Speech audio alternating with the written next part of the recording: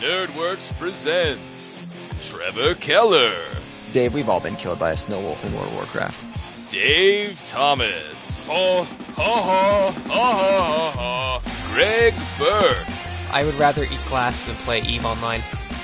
The Next Level, Episode 6, Demon Zombie Devils.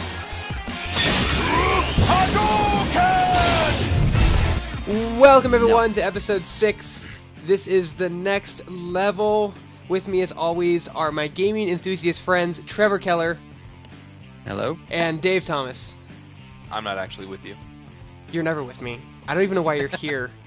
I invited this guy on one podcast and he just keeps showing up after the other ones for some reason. Well, I get lonely sometimes. Yeah, I bet you do. I bet you do. So, The Avengers, I'm the one who's seen it out of you three, and it's horrible that you guys haven't seen it yet, but I'm telling everyone who listens to this, they should go see it. Everything was great except Captain America's costume. For the record, that costume sucked ass. Costume was the most ridiculous looking costume. I liked the older one in the bad Joe Johnson movie more than this one. So bad. That's so too bad. But unfortunately, Dave and Trevor haven't seen it, so we can't talk about it, but we'll go into next week. We'll talk about it next week. Next week we'll talk about it when it's old news next week. Shut up. Alright, so first story of the night is Dark Souls becomes a huge hit for Namco Bandai. Now, I don't think either of you guys has heard of its prequel, which is Demon Souls, which was like their first game that came out. It was a PlayStation 3 exclusive, I believe, and it was like the hardest game known to mankind. It reminded me of like Battletoads hard for the NES, if you guys get that reference.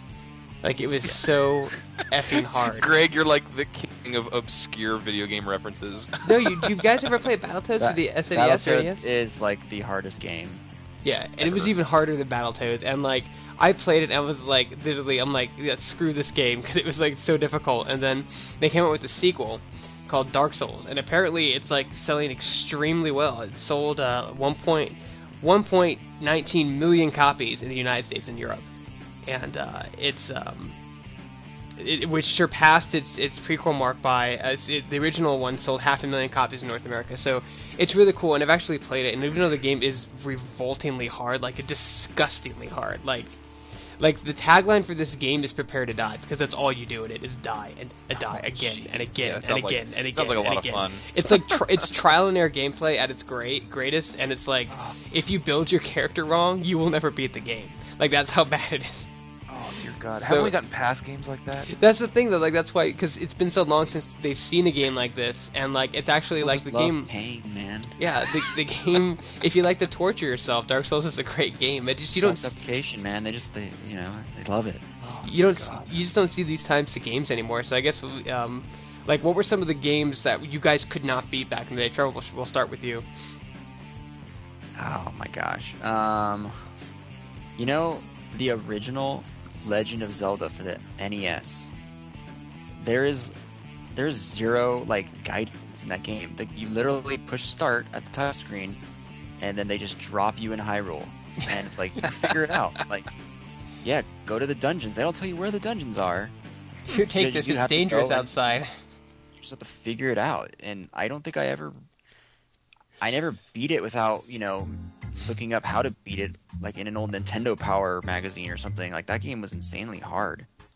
Just trying to figure out what to do. I never beat that game either. Dave, what about you? I'm about to drop an obscure reference on you. There's an old game called Draken. DR. Didn't you just say me? I give obscure references. Now you're. You know what? When I was a kid, this was the only game that I couldn't beat eventually, and it was called Draken. DRAKKEN. And it was like the first, I think it was one of the first Dungeons and Dragons games for the Super NES. You actually like had like 5 characters, a rogue and a cleric and a wizard and a fighter, and you fought monsters, and it was so random. And it was like Trevor was saying, it was one of those games that gave you no guidance, no heads up whatsoever, no way to. It doesn't really tell you how to control the characters at all. It was sort of Final Fantasy style where you controlled a group of people, but at some point after you told them what to do, they would just like randomly attack monsters, and eventually I'd look over and my rogue is dead, and I don't know why, and I don't know how to get him back, so he's gone for the rest of the game. and I'm basically stuck wandering around until you fall into a mud pit and everybody drowns. Like that happened to me every single time I played that game. I probably played it 3 or 4 dozen times trying to figure out what the hell I was supposed to do, and every single time it ended with me finding monsters in a mud pit, my characters coming out of their little hidey holes, and then like they just like sink into mud and drown, and that was the end of the game. Wait. Yeah, you sure it was for the wow, that's It was for the Super Nintendo. Oh, there's like 2 different versions. Okay. God, that's... I'm looking at the game right now. It's a really weird-looking game. Yeah. Why would you play this? You know, my dad got it for me because he was really into like Dungeons and Dragons back in the late 80s, early 90s, and he was trying to expose me to the nerddom that he had sort of gotten used to, and it was just too complicated, I think, for a little kid to figure out. I think I was 8 when I was playing this game, and it was so difficult and so frustrating. And eventually, I put it in my little drawer of video games and never touched it again. Jesus. That's just. I think that's just the. If you look at the progression of gameplay throughout the years, I think that's just the overall theme of those old games. When you compare the old games to games nowadays, all of the old games are extremely hard, because back then you had health bars, you had only so many lives before it was game over, and you had to restart the whole game. Oh man. There was no tutorials like nowadays. We have regenerative health. We have the first level is usually a tutorial level, which teaches you the basics of the game. And every game has some type of map or radar to guide you in the correct direction. Games nowadays are just almost probably too easy, and that's why people are clamoring for games like Dark Souls. They want. I think they're trying to get that just hardcore survive. Like that hard game. They just want you. They want you to have one of those game experiences where you just want to kill yourself. That's the idea. Like it's like the old days of like Contra. Like, oh god, like holy crap! You have to beat that game, the entire game, with 3 lives. That was ridiculous. I mean, it's just like I look at all the old games as extremely hard games. Even a game like Super Mario Brothers. All that game is trial and error. It's true. And memorization. That's all it is. You just have to continuously play it over and over and over and hope you keep getting green mushrooms to keep playing and just memorize the levels. I would just like to say that when we were kids, my brother beat that game with 99 mushrooms every single time. He always had 99 extra lives at the end of that game. That's how often we played flippin' Super Mario Brothers. Yeah, you guys didn't get out much. No. Summers were in the garage playing Super Nintendo with all the neighborhood kids. Yeah. Well, damn, those are some really obscure games. I'm like really fascinated by this game you just showed me. Like, I'm looking at it, I'm like, sorry, this is so fascinating. No. Don't bring attention to it. If you bring attention to it, it might come back. And if it comes back, I'm gonna continually strike my head on my Super Nintendo until I'm dead. Like, I will never ever touch that game again. All right. Well, if you bring it back, you'll get regenerative health. Oh, you'll get a map. Please, you'll get a tutorial level. I would say, give me a tutorial level. That's all I want. I just want to know how to control my characters, how to keep them from drowning in a mud puddle. That's all I want. That's all you want. All right. Well, anyway, so that's basically Dark Souls. This game is just it was a really under the table game, and now the sequel is doing really well, and it's just kind of good to see, credit where it is a good game, and it's good to see credit due where it is due. But Trevor, you have some, speaking of like Dark Souls and zombies, you have some Walking Dead news for us, don't you? Yeah. I downloaded over the weekend the new Walking Dead game, the Walking Dead Episode 1. The new game from TellTale, right? I downloaded it on Xbox. Yeah. It's an adventure game. I downloaded it on the Xbox Live Arcade. It's available for the PC and the iOS also, and the PlayStation Network. So you can get it pretty much on any console. So yeah, it's an adventure game set in the Walking Dead universe, and it was actually surprisingly really really good. If you're a fan of adventure games, I think this is definitely one you should check out. Not for the hardcore, shooter, Left 4 Dead players. It's like your classic adventure game. So you're you're navigating through, an environment, and you have a cursor. You have to look for significant items within the area you're in, to interact with. And it is The Walking Dead, so occasionally you run into, your random zombie that tries to eat you. And it was actually surprisingly really well done. It didn't come off cheesy or anything like that. I mean, it's cel shaded, but that didn't really bother me. It kind of gave it, I don't know, kind of like a flair. But one thing I really liked about it was their attention to detail in the aspect of every decision you make when it comes to dialogue. So I got the feeling that no matter what I said, the game was calculating it, and it was going to add up all my decisions for a very unique outcome at the end of the episode. Mm-hmm. And the decisions you make are going to carry through the other episodes. And that's, I should say also, that's how the game is going to be released. It's going to be released in separate episodes that you can download. I know episode 1 on Xbox Live Arcade was 400 Microsoft points.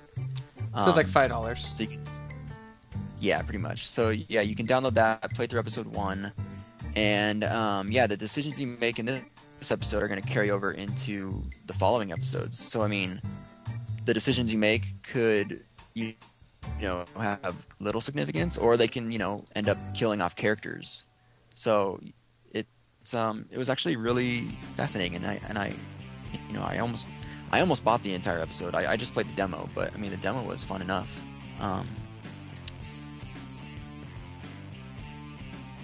So yeah, I definitely suggest you guys check it out. I mean, the one bummer about this type of game is that you're gonna play through episode 1 and then you have to wait for episode 2. So the waiting is gonna kind of suck. That was the problem I hated with all the TellTale games. I mean, just like not to be like an asshole, but just like not to be a dick, but like they always take like episode 1 comes out, and then by the time you're like over the entire game, they're like, oh, episode's 2 here, and you're like, oh, that was like 4 months ago. I was like. Why wouldn't they just release them like if they had like a month-to-month schedule? But they literally don't. I remember when Back to the Future came out, they made the Back to the Future game. I was like, cool. And then I bought episode 1. Then like 5 months went by, and then episode 2 came out. I'm like, what? I'm like, that game I played 5 months ago. I'm like, oh, if they're gonna take this long to like release everything, I'll just wait. And it took them like a year to get like 5 episodes out. And it's just like that's the bummer about this type of gameplay or this this kind of game development. But I mean, I was really enveloped in the story. The demo didn't really, tell a whole lot about what's going on, but I found myself just wanting to keep going to figure out what's going on and develop the relationships with the other characters that I met. Mm-hmm. And I mean, for being cel shaded, it actually looked like a really good game. I bought it and like I haven't a chance to play it, but it looks amazing. Like the style of the animation looks incredible. Like the artistic style of it. Yeah, it's really well done. And we were talking about this earlier, but the zombie combat was very exciting. I was telling Dave, my heart rate actually kicked up, and I was like fighting for my life there on the screen, and it was actually really cool the way that they did it. Like in the demo, there's a part where a zombie comes up from behind and catches you off guard, and you end up falling to the ground, and you enter into this kind of I don't really know how to describe it. The zombie's crawling on the ground towards you, and you have to maneuver your cursor over its head and press the kick button or whatever it is. But the problem is that the camera's shaking and you're all dazed from hitting your head when you fell. So jeez. Yeah, so it's not as easy as you would think, and you get a very short period of time to kick the zombie before it bites you, and you ultimately die. But that was just one zombie. I can't even imagine like a group of zombies. Like so would you definitely recommend it to anybody? It sounds pretty intense. It's definitely for the adventure game lovers. Like I said, if all you're interested in doing is shooting zombies, this is definitely not the game for you, because you're not really running around collecting guns. You're essentially a survivor, just trying to wander around, trying to find what the hell is going on, and find food and shelter and other people to help you survive. I know you're the character you play, you meet this little girl who, you know, Spoiler alert. Yeah, well, you know, it's within the first 2 minutes of the demo. So, yeah, I mean, they show it. you, all the trailers and stuff show you that stuff, so... Yeah, but you kind of take this girl under your responsibility. You know, her family is, you know, you don't know what happened to them. I'm assuming they're dead, but we don't know. You know, she's kind of left alone. I think her babysitter is the zombie that ambushes you in the kitchen. But so yeah, you have to take care of this little girl, and you know, I'm really curious to see how that's gonna play. You know, am I gonna have to fight off zombies to protect her? You know, I don't know. I found myself wanting to keep playing. And it's definitely for the adventure game lovers. That's not fun. for the hardcore shooters. That's pretty cool though, dude. Like, cause Trev, you're not like a fan of like highly, you know, text involved like games like that. You like to like get in the action and stuff. Yeah, I'm a Call of Duty, Left 4 Dead. You know, I'm a shooter fan, definitely. But I'm also a big fan of the Walking Dead series, the comics, and the TV series. So, this caught my eye, and I gave it a try, and I really enjoyed it. I'm not looking forward to having to wait. You know, I mean, I get pissed when I have to wait a week for the next episode. I can't imagine having to wait, you know, a few months for the next episode to be developed for this game. Yeah, but, I wonder if they like wait to see how well it sells and how much money they'll put in a later title. So if they're like, we'll sell this one. Hey, that would make total fiscal sense. Honestly, they're looking to see if this is going to be a big windfall, and if it's not, then they're probably not going to put a whole hell of a lot of effort into the next episode. Well, I know in the demo, in the menu you can select which episode to play. So they already have like, I want to say like 5 episodes planned out because they were listed in the menu. Really? But the only one available was episode 1. Now the question is, how long are those episodes? You know what I mean? Is it? I mean, it's only $5, but still, I mean, is it worth it? Is it going to be an hour of gameplay or? That I don't know. I just played the demo. The demo was pretty short. It was just. It's a demo. Yeah, it was just essentially, you know, one encounter. Yeah. And a couple dialogue scenes, but you know, just that 3 to 5 minutes of playing the demo, I was hooked. You know, I was like, wow, damn it, you know, why did this have to end? I want to keep playing. I'm essentially just too cheap to buy it, but ain't that always the way, right? Yeah, I think this might be one that I'll buy because you know it was pretty fun. I definitely suggest you check it out at least, and the demo's free. It was fun. Check it out. You know, it's a good game. I'll have to check that out. That sounds awesome. Like fun. Awesome. Well, you guys, link for that game for TellTale Games is below if you want to check out the game. It comes highly recommended. I even bought it. I just haven't had a chance to play it. So definitely check that out. Speaking of zombies and slaying them, Dave, you have some Blizzard Diablo 3 news for us. I do. Who out there loves slaying zombies and demons and maybe even fighting a gauzy-winged angel? You're all going to be excited about this. Diablo 3 comes out in about a week, right? Yay! I've never played this. A week. Yeah, it only took us 10 years. I know, right? Hey, that's what happens when they're making billions of dollars off of World of Warcraft. I was going to say that people say, well, no, they take so long because they want to take their time. I go, they take so long because 90% of their like programmers and artists are on World of Warcraft. That's why it takes so long. Yeah, exactly. You could have made a game in 3 years, but no, it takes 10 because all your assets are devoted to another game. But I digress. Sorry, Dave. Go ahead. Exactly. Well, that's okay. No, I'm right there with you. It sort of pisses me off that it took them this long to come out with the next installment of Diablo. I played the first one. I played the second one. I always had fun with it. So finally, it's on its way. We have another week to wait. A couple things I've noticed. They've cut the character classes back from, what was it, 7 before or 6 to 5. You've got your barbarian, your wizard, your witch doctor, a monk, and I believe a demon slayer. And of course, it's got the classic Diablo traits. You know, the world, the battlefields, and everything are constantly randomized. So that's always a fun little thing to look forward to. It looks like fun. It looks like it's going to be a blast. But one of the things that really got me going was I just today I looked up on IGN's website. They've got a brand spanking new teaser trailer, and it's not really a trailer for the game as much as it is for the story. It's about sort of the background of the angels and the primevals and everything, and how it all started. And it sort of gives you a little kind of a little teaser of what to look forward to in the game. Go ahead and watch it. You know, it's pretty fun, pretty well animated.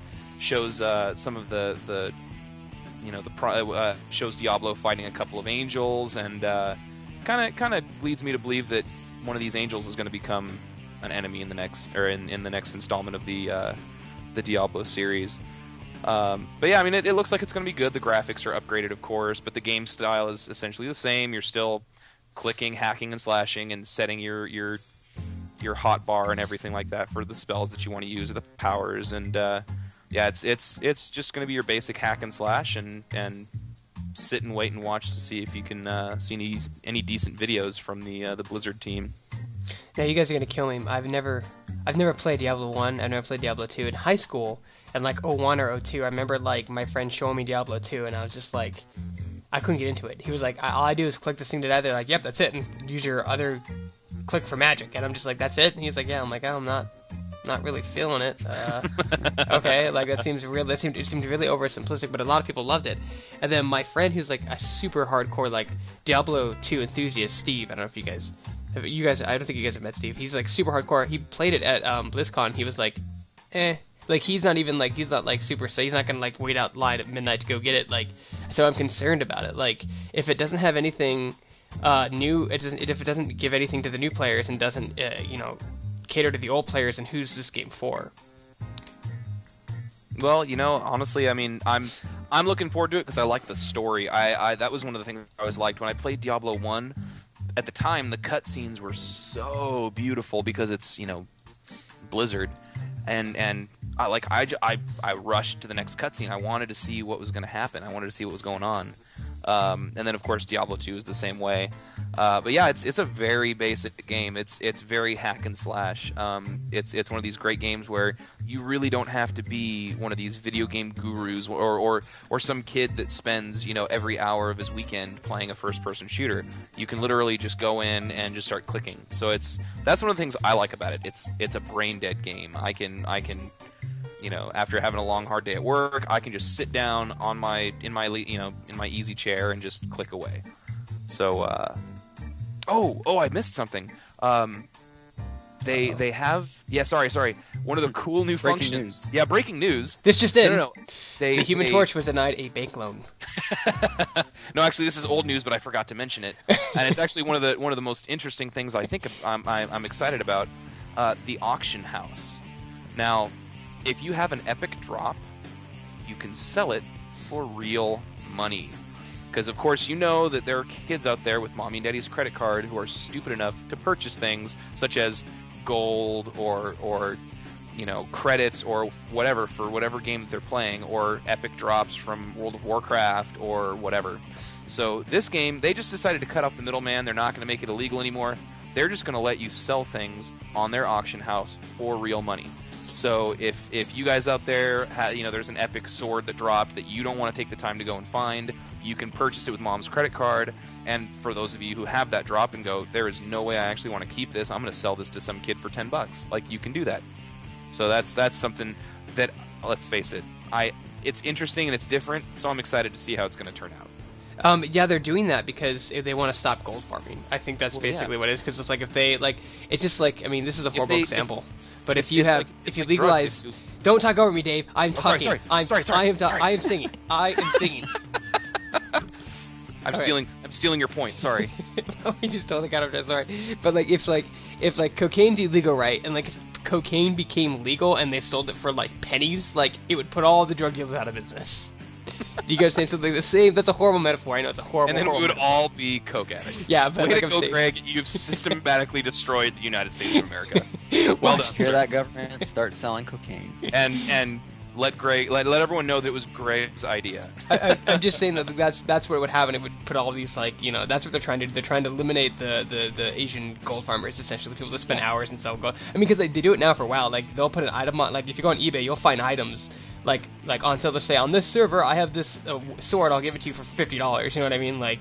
And to be honest, the percentages that Blizzard sets their drops, it's practically worth the money you're paying for it. Because otherwise, you'll be spending 5 weeks farming the dungeon to get it.